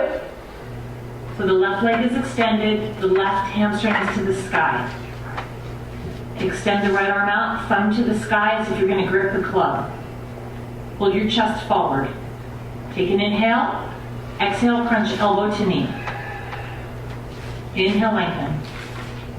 Exhale, elbow to knee. Inhale, lengthen.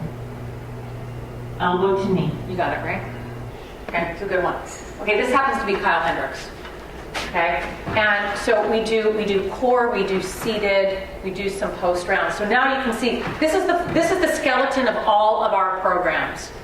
The pose itself is really irrelevant because there's, I said, 1,000 ways to skin a cat. Okay, but for a lot of golfers, we have trouble getting from internal rotation to external rotation. Would you agree with that?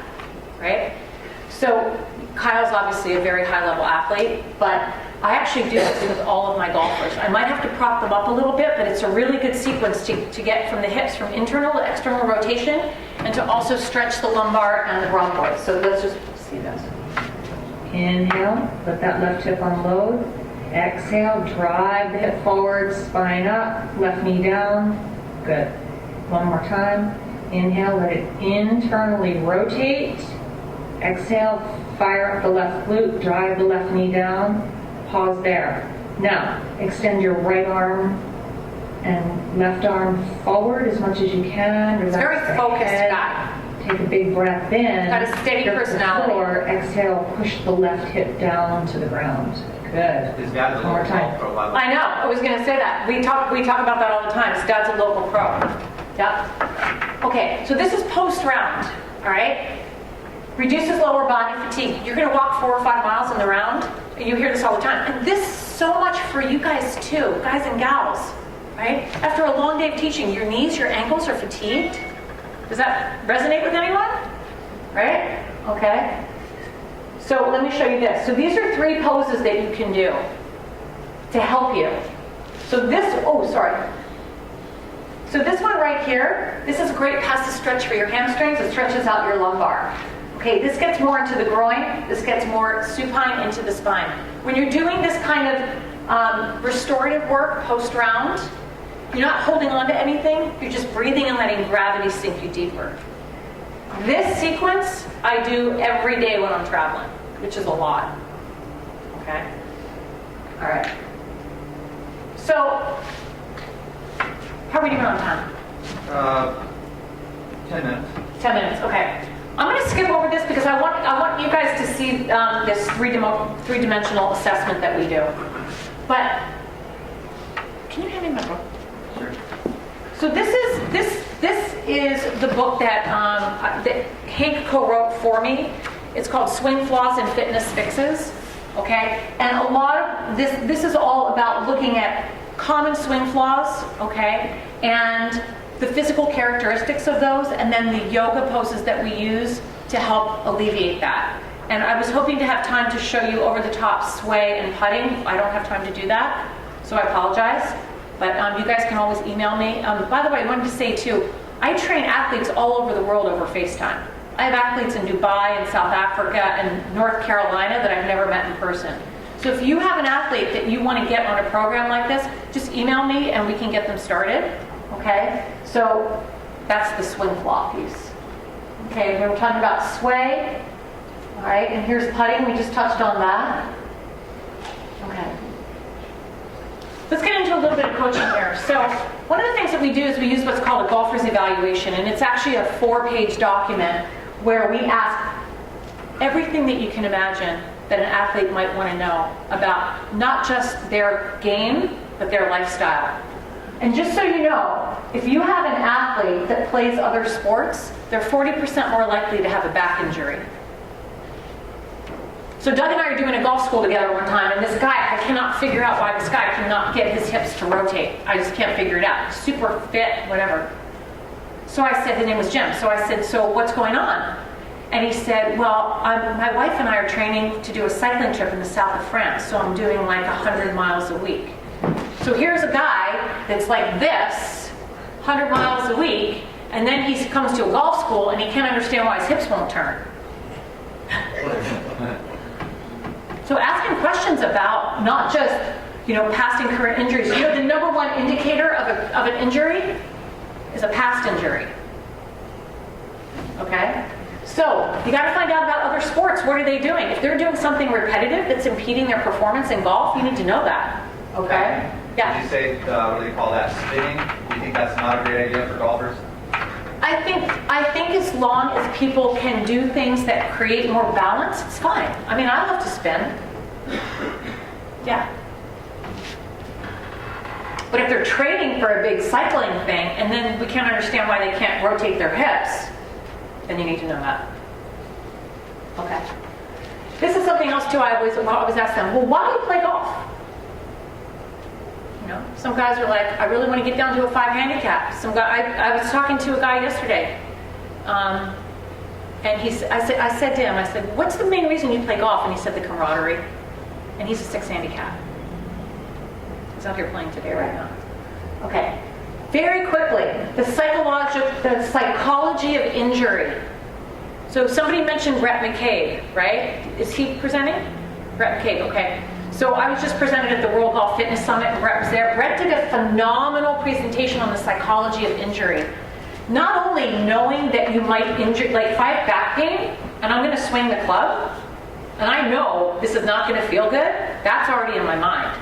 But also the psychology of injury of what happens to an athlete, a golfer that's injured and can't play golf, right? They go into a deep depression, especially if they're retired and they've waited their whole life to play 5 days a week. This happened with a client of mine, okay? We got him back on the course in 3 months, but here he is having dinner with his wife and all of his buddies are talking about their round and he has nothing to talk about. That is serious psychological impact, all right? And of always being maximum service to all is our guiding principle. It's not about me, it's not about you, it's about them. Okay. So let's just quickly talk about this, about yoga for golfers in your facility, because also part of the title of this was how you can generate revenue incorporating this type of thing. And I just want to give you a little story about player retention, player development, and creating community. This is what we're doing at a lot of mature golf facilities, but we're also doing it at other facilities too. And I'm going to tell you a quick story about player retention. Up at True North, we were doing a YFG series, and a client came in to try it. He was 60 years old. He's been playing golf since he was 10. For 50 years, he's been playing golf. He stood in front of Doug Hammer and myself and said, I'm done with golf. He said, I'm always in pain, I'm scrambling, can't hit the ball the way that I used to, and you know, as golfers, if we can't play the way we used to, a lot of us will just leave the game. Okay? So I said, do me a favor. I introduced him to Doug. I said, do me a favor. Take 2 lessons with Doug, hang in for this 4-week series, which is a total of 8 yoga for golfers classes. And if you want to give up golf then, okay, we'll donate your clubs to charity. Fast forward 2 years, okay? He still takes 2 lessons a week with Doug. He's bought over $1,500 in Callaway equipment, and he shot par last month. Okay? That's a guy that was on his way out, and now he's fully engaged again, right? And I think that's a really powerful story. Of course, Doug is like, you can get this guy off like 2 days a week, 2 years, right? All right? The other thing is what we're doing is we're creating community. Where we hold yoga for golfers classes, people come, then they meet their wives afterwards, you know, they'll stay for a dinner and a drink, right? General managers love our programs because we drive somewhere between $600 and $1,000 a month just in F&B sales when our programs are going in clubs. But we're creating this sense of community. So this guy, Mark, I just told you about, he's a member at Troon Golf and Country Club, and we weren't there. He's bringing his friends to Troon North to take yoga for golfers. Okay? All right. So this is some of the things that we can do. We're in clinics, golf schools, workshops, 4-week series, one-on-one sessions, okay? The other thing is that our certification program, we have a certification program coming up November 9th in Scottsdale. If you personally or anyone at your facility, a fitness person or anyone is interested, I will give you guys a discount on the certification. The other thing is that we have online certifications. And it's about creating that partnership, right? Okay? Let me just play this one thing and then I'm going to do the 3D assessment, I hope. Okay. This is Jennifer Yockey. She's a PGA member here in Palm Desert. Hi, my name is Jennifer Yockey. I'm from Palm Springs, California. And I just completed level 2 yoga for golfers training here in Scottsdale. I did take level 1 online, which was super fabulous. It allowed me to be with my family and do my other job, and watch what I needed to watch and read what I needed to read on my own time. Katherine was awesome. She was available whenever I needed her to answer questions. So it was definitely a positive experience for me to do level 1 online and then come to Scottsdale for a level 2. I am a golf professional, so other than my limited yoga experience, I am not a yoga instructor, but learned a tremendous amount, not only from Katherine, but from the other people that were here in training. Okay, so I want to take you guys through this. Do we have a few minutes? Sure. Okay. Let me go back to that. Just keep that up there. Who wants to get assessed? Come on up. Two? Actually, do it together. Yeah, come on up.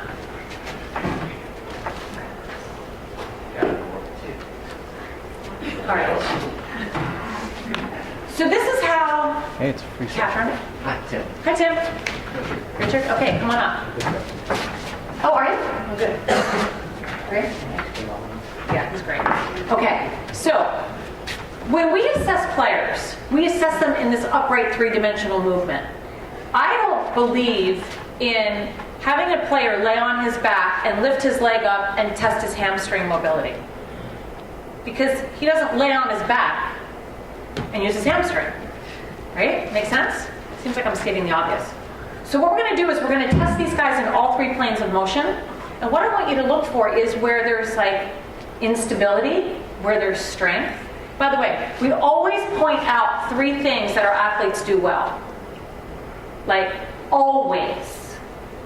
And if your body is completely messed up, I'm going to tell you that I love your pants.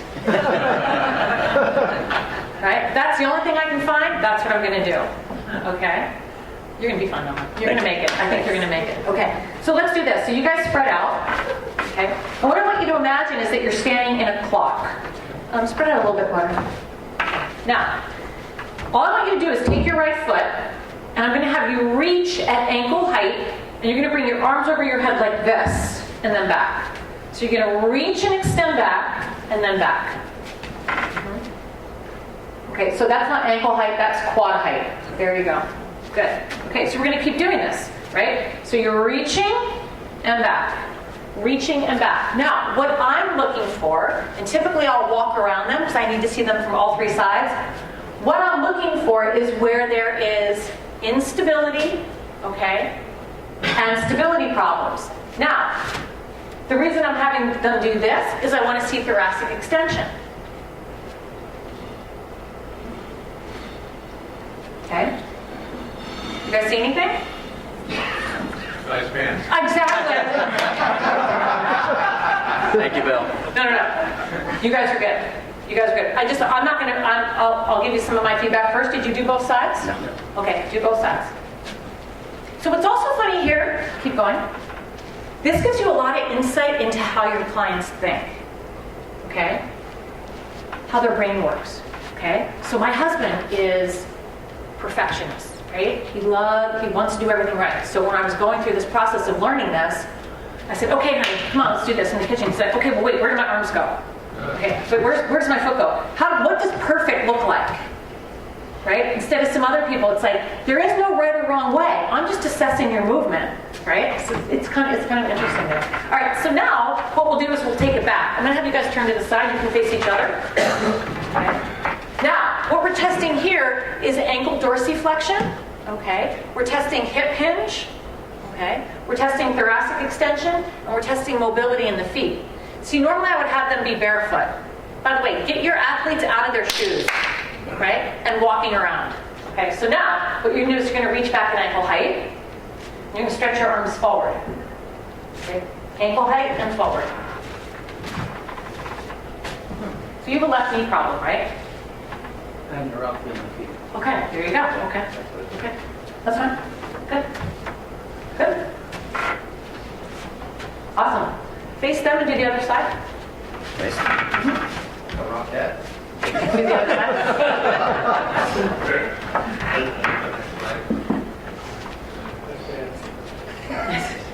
Enough of the pants comments, right? Do you see anything? I warned you this morning. Do you see anything? Stability. For sure. Does he have any injuries? Yes. How many injuries do you have?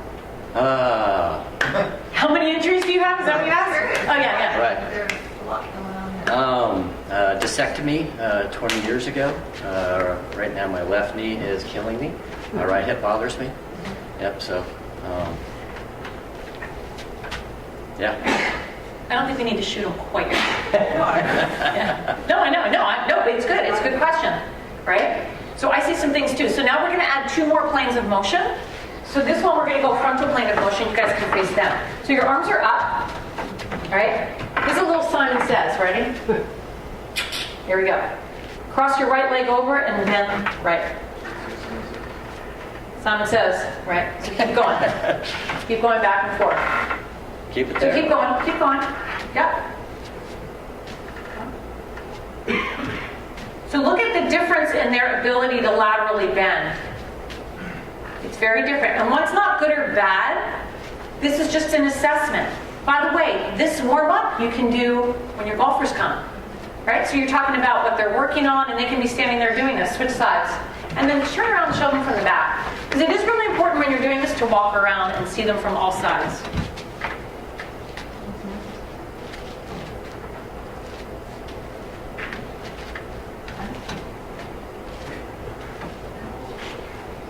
So, okay, we're going to do one more. You said about your feet, right? Yeah. Okay, so share that with them. I have neuropathy in my feet from chemotherapy. So Okay. it kills all the nerve endings. Which is super common. Yeah, it's super common. But what's happening is because this ties back to the foot function. Right. What's happening because of the byproduct of chemo in the feet is that it's infecting the entire chain up. Right? So that's Yeah. right. So you're gonna make it. You're gonna make it, babe. You're gonna make it. Okay. Okay. All right. So now we're gonna do another one. This is a warm up that I do. I have a lot with a lot of my baseball players, like with the Brewers and the A's. During spring training, we're out on the field, right? And they're in uniforms. They're in cleats. So I'm not doing this. I have to prepare their body for the explosive nature of baseball.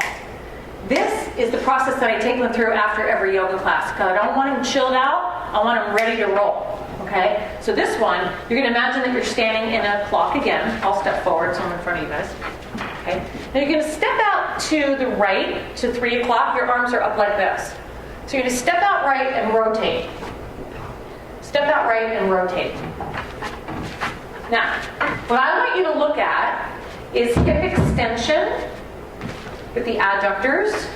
I want you to look at, can they step out wide without this leg falling in? So if this leg falls in, it means that the adductor is tight, and they're going to have trouble getting into extension. Okay? You also want to look at the chain reaction of the thoracic spine. Can the thoracic spine move and rotate? Okay? See anything? Switch sides. By the way, it took me a year to learn this process. I'm trying to teach it to you in about 30 seconds. Okay?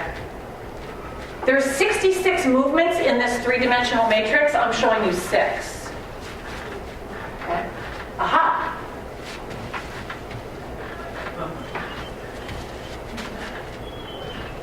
Okay? Okay? Did you do both sides? I did. Yeah. Okay, now, what do you think you might see in their golf swing? Awesomeness. See? We're now into pointing out 2 successful things. Okay? So tell us about your golf swing a little bit. So my golf swing is, I try and do rhythmic as much as possible, but my focus is balance because of my feet.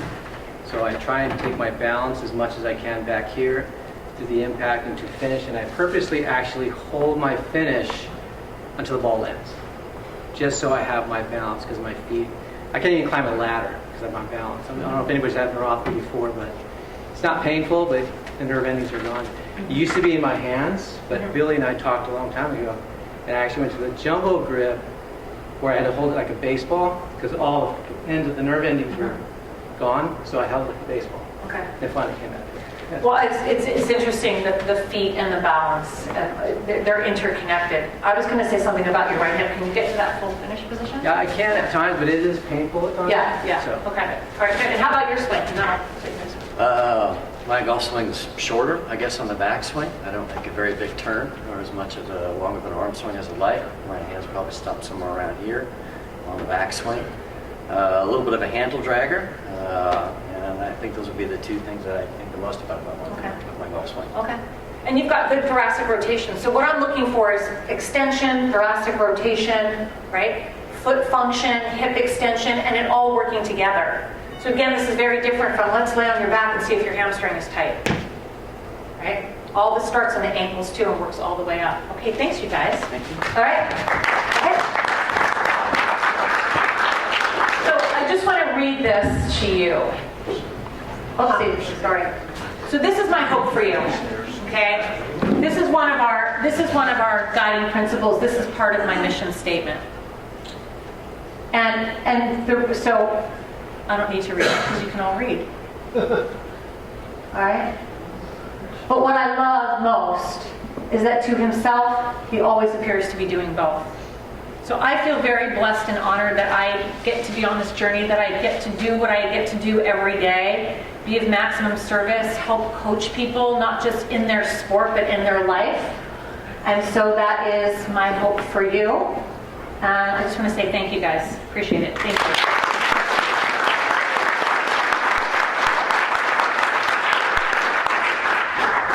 Small gift from the PTA to you. Thank you. Rug and or blanket. Thank you. That was terrific. Can we give you a hug? Absolutely. Yeah. Oh my gosh, so good. Thank you guys. And I'm here for a little bit longer. I have to leave in time for the Cubs game to be on, but you have my contact information if you're interested in anything. And what I've told Bill that I'm more than happy to do is I'll send him one of the instant videos on putting, or maybe the foundational mobility and stability one. And he'll share that with you guys, and you can enjoy and share. I'll sell it to him. Okay. Thank you.